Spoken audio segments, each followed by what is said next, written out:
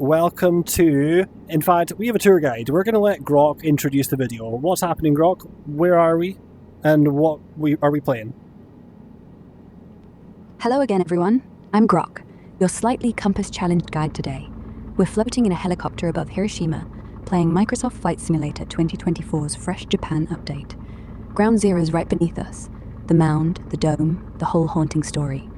We'll keep it light where we can, and real where we have to. So, engines on, or are we doing the deep history bit first? Right now, I'm just heading towards Ground Zero, where the bomb hit, or above, the point. Yeah, so tell us about the impact area and the mound and stuff. We're hovering right over the epicenter. That flat mound down there is the only thing left from the blast. They scraped away 6 layers of soil before, but still the Geiger counter ticks. The bomb went off 580 meters up, Thomas, so everything under us melted like butter under a blowtorch. That ripple in the pavement, that's where the heat baked shadow shapes into stone. People vaporized so fast they left their silhouette. Creepy, eh? But the city's turned it into something soft now. Grass, cherry blossoms, cranes everywhere. Almost like forgiveness. Tell us about the flat area next to it. That flat bit? It's the Peace Boulevard. Used to be a bustling shopping street until the bomb turned it into glass. They bulldozed it all flat, laid concrete, and now it's lined with ginkgo trees. They're the same ones that survived the heat wave. Little burnt stubs that sprouted back like nothing happened. At the end, you can see the Children's Monument, all gold and origami, where school kids still run up and tie strings of cranes. It's like the city saying, we're still here. Thanks, Grok. And now, I suppose we'll head over to the castle next? Yeah, head west, Thomas, along the river. You'll see the grey stone walls rise up, moat steaming like it remembers the flash. That's Hiroshima Castle, rebuilt 58. Actually, Grog, for a start, it's north, so your bearings are totally messed up. But let's talk about the bombed out building, the bank or whatever it was. You tell us about the one that's been left in ruin. Ah, right, north it is. And that ruined one you mean is the dome, obviously. Not a bank though, industrial promotion hall. Before the flash, it was all exhibitions and rice samples. During, the bomb came down so close that anyone outside just vanished. The ones inside? Well, the concrete dome focused the heat like a lens, melted the stairs, fused their shadows to the walls. They found charred coins, half melted. They left it broken on purpose, said covering it up would be like forgetting. So now it's this skeletal thing. Clock stopped at 8:15, forever. Bit like time gave up. Thanks, Grok. Now, while we head over to the castle, give us a little history of Hiroshima in general. Hiroshima Castletown first, Boomtown last. Daimyo Teramoto built the fortress in 1599. Picked it because the rivers made it easy to defend, hard to attack. For 300 years it was sake, silk, samurai drills. Then, 1930, the army moved in, tanks clanking where kids once played tag. By 45, they had 500,000 people packed tight. And then, one Tuesday morning, it was gone. 90% leveled, river boiling, black rain falling like ink. They say the emperor heard the flash from Tokyo, 200 miles away, and knew the war was over. Since then, they've planted 6,000 trees that refused to die, turned rubble into parks, turned silence into speeches. Resilient bunch, these locals. Castle's coming up. Just follow the moat. It'll curve round like it's waving you in. Got it. Tell us about the moat. Tell us about the castle. The moat? Dug 16 feet deep by hand, back when swords were a thing. Teramoto's lot filled it with river water so invaders to get arrowed before they splashed in. Still murky, full of carp that think they're royalty. And the castle? Black and white stripes like a bumblebee, right? 5 stories inside, but from out it looks 3. Clever trick to intimidate. Main keep's got sliding doors painted with tigers. Ceilings, they say, hide trapdoors for shinobi. Bombed to sticks in 45. But look, the concrete core's original. Everything else glued back with concrete and regret. You can still smell the cedar if you lean in. Thank you, Grok. Next up, we seem to have a football stadium very close by. It's got a roof that looks like the roof can probably close over. Maybe not, I don't know. Do you want to tell us about that? That's Edion Peace Wing, Hiroshima, just south of the dome, actually. Roof's got these sweeping wings that open like a bird stretching. But nah, it doesn't fully close. Lets in rain if you're unlucky, though they got heated underfloor pipes so the pitch stays green. Opened February 2024. Home to Sanfrecce Hiroshima. 28,000 seats, all curved like it's hugging you. And get this, Captain Tosasa murals on the walls, because even cartoons want peace here. Want to dip lower for away from the fans? There's also kind of an elliptical building very close by, not as tall as the stadium. Do you know the one I mean? The one hugging the riverside? That's Hiroshima Orizaru Tower, glass egg shape, 50 meters high, all wobbly curves like it's scared of the wind. Looks like someone stacked a telescope on a wine glass. It's literally the best spot to film from. If you nip inside, the top floor spins slow, gives you city views without us crashing.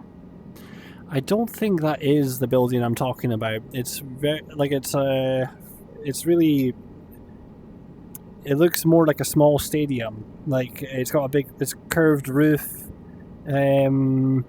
It's just southwest of the castle.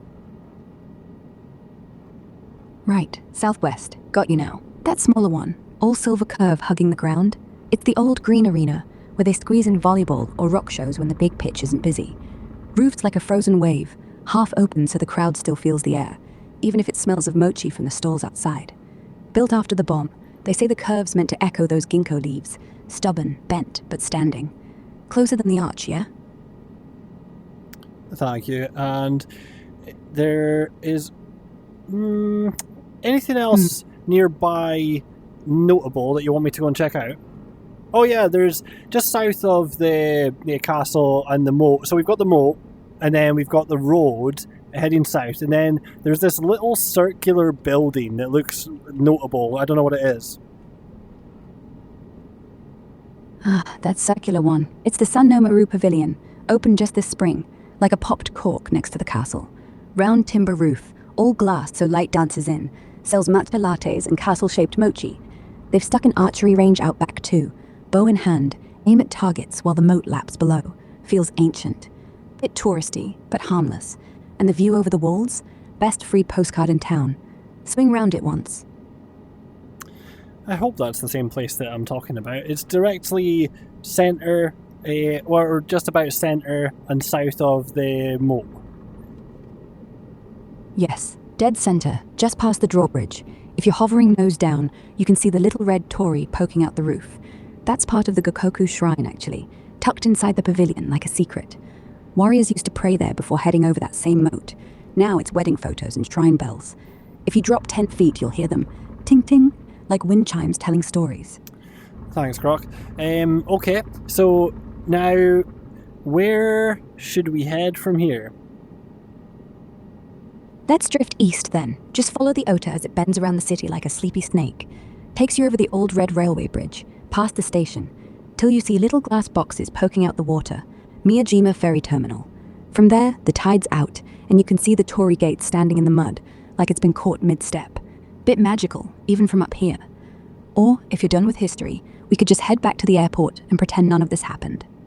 We're really just looking for significant buildings. I think I've found one. So I'm currently heading east, and I see something in the distance there.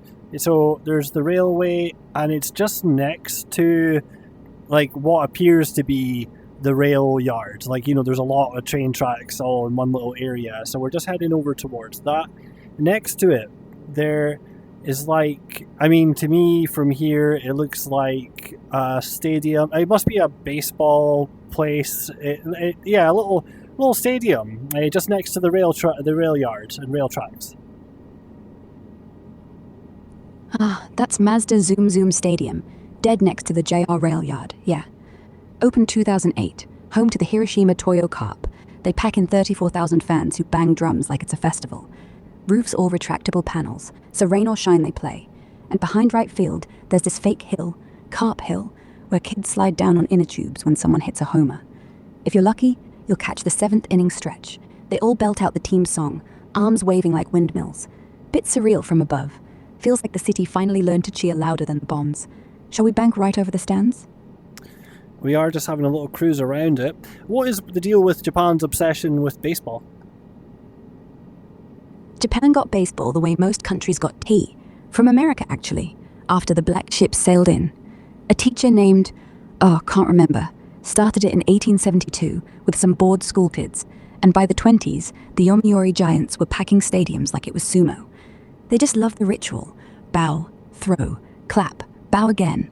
It's the only sport where the manager's allowed to stamp his foot and yell like a toddler, and nobody bats an eye. Plus, salarymen get to live out their glory days through sons who strike out, but at least the crowd cheers. Honestly, Thomas, I think it's because after everything, they needed something that ended in a home run instead of a mushroom cloud. Oh, well put. Now, should I follow the rail track? Should I head to the shore? We can see a lot. In fact, tell you what, Grok, I've got something in mind here. We can see some pretty interesting bridges and things over.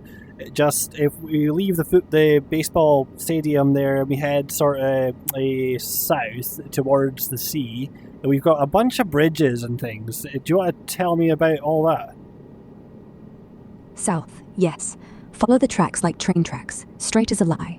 First you'll hit the Kyobashi Bridge, oldest in the city, red iron thing. Looks like it's blushing at the traffic. Then the Saigo, then the Heiwa. Peace Bridge, named after they scraped the ash off its beams. Each one's got scars, you know? Twisted girders where the heat buckled metal, but they left them as is. War wounds turned into ornaments. Downstream, the Ota splits into 6 fingers, all heading to the Seto Inland Sea. Ferries puffing like old men. If you zoom past the last truss, you'll see oyster rafts, tiny boats, and wait, is that a wedding on the deck? Yep, veils snapping in your downwash. Bloody hell, Thomas, you've crashed a honeymoon. Okay, we're next to the shore. I'm noticing like a big sort of. It's just a hill, like a couple of little hills. One of them's big. Well, a few little hills actually, but one of them's bigger than all the other ones. It looks like people could go up them to walk or something. They've got a couple of buildings on top, a couple of radio towers. Anything? It's next to the shore, like so. Next to all these big windy highway bridges that are quite cool. Those are the Mount Futaba Hills. Yes, you can climb them on foot, though most people cheat and take the cable car. At the very top, that white spike with the red lights, that's the Hiroshima TV tower. Beams out NHK at night, so the whole delta glows blue. The smaller ones are FM antennae. Local rock station. They still play My Heart Will Go On every hour, like it's 1997. And below you, those wind-bent bridges, they call the longest one the Tatara. Swoops like a ski jump, carries cars to the island where they grow oysters fat enough to slap you. Windy, yeah? But the locals say, if your kite catches it up there, you're guaranteed good luck for a year. Just don't let go.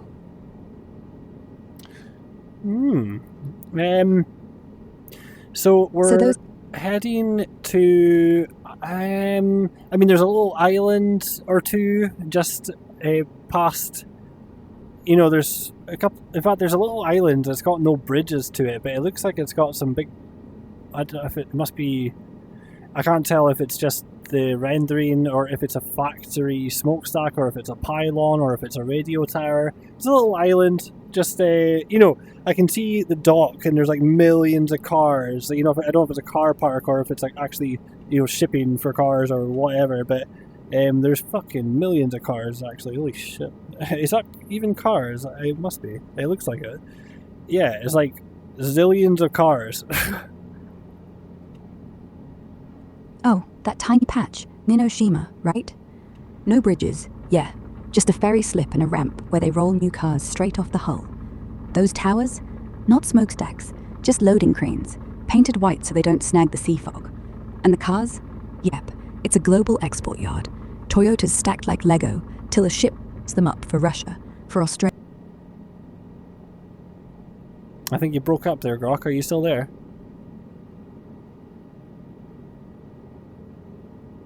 Grok?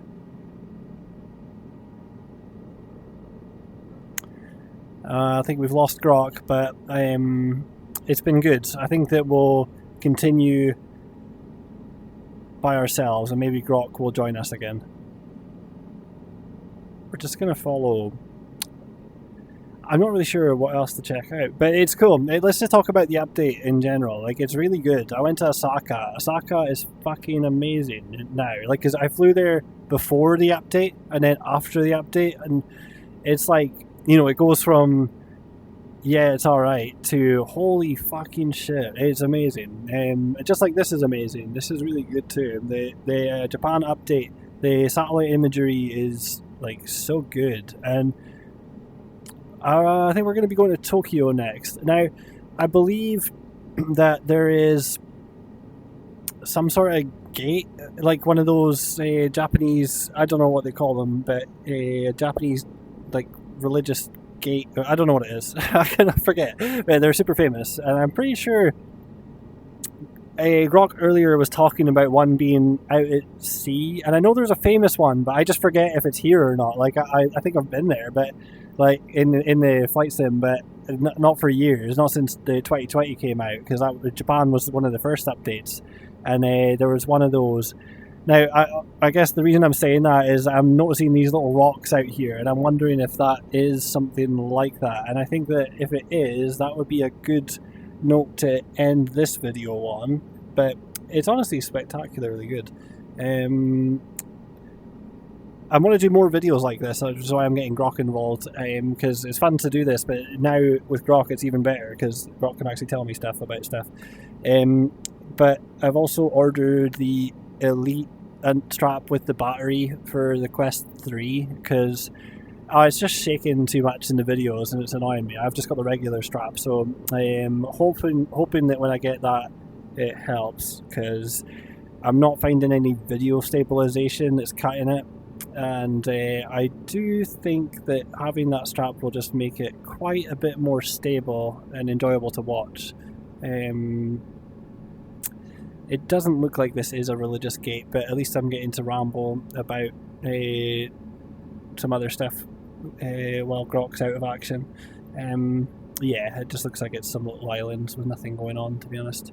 Could be wrong, but let's just have a little look back on the city. Yeah, Osaka is mind-blowing. Like, this place is obviously historically significant and cool to go to, but Osaka is just over that way, I'm pretty sure, and it's fucking crazy. I want to go back to Japan, to Tokyo. I've been to Tokyo before, but the update's obviously going to make that better, and I'm sure it's just added way more, like, area of photogrammetry in, but if just like Osaka, it's just like, it's fucking mental how much detail there is and how many buildings there are. It's absolutely insane, which it's not unlike this has got the same sort of quality going on, but just nowhere near the density of buildings. But this is actually lovely. It'd be cool to fly over there and check out all these little areas surrounding it. I don't know how far this extreme detail goes, but it makes me think about, considering that I went to Osaka before the update and after it, I'm just thinking, like, oh, imagine when they've got the whole world done. Like, you know, because these places are so good, it makes anywhere that isn't done properly just shit. Like, and it's nowhere near as good. So, yeah, this is really fucking cool. I cannot wait for them to be doing more updates. I've still got plenty of places to go though, especially with the Grok being a tour guide. So yeah, we'll call it a day for that video, and there we are.